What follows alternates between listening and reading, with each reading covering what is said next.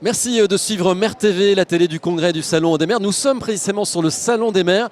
Nous allons parler décarbonation des territoires. Comment sortir des énergies fossiles? Peut-on sortir du gaz fossile? Oui, c'est possible grâce au biogaz. On en parle avec Charles-Antoine Gauthier, directeur général de la FNCCR. Merci d'être avec nous. Bonjour.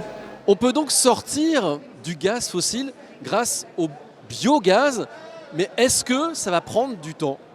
Alors le biogaz est déjà concrètement sur les territoires et nos adhérents s'y emploient.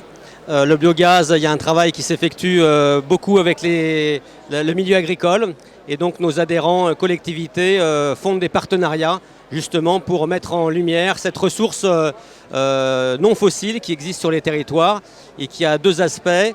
Un premier aspect, c'est de pouvoir justement décarboniser l'énergie du gaz.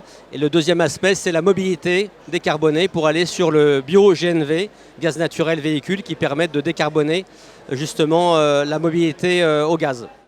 Alors la FNCCR a sorti un nouveau guide, un guide sur les gaz verts. Au pluriel, ça veut dire qu'il y a plusieurs gaz verts. Quels sont-ils? Alors effectivement, on pense qu'il y a une opportunité à se tourner vers ces gaz verts pour justement optimiser les ressources sur les territoires et sortir des énergies fossiles. Et les gaz verts, on les retrouve à différents niveaux.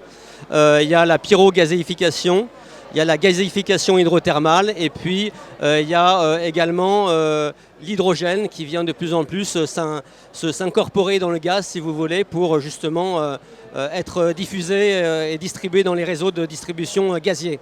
Donc plusieurs solutions existent, des technologies un petit peu nouvelles et donc on pousse à ce que la recherche et le développement continuent à s'ingénier, à trouver des solutions pour décarboner le gaz fossile. Merci beaucoup Charles-Antoine Gauthier, directeur général de la FNCCR. Merci à vous.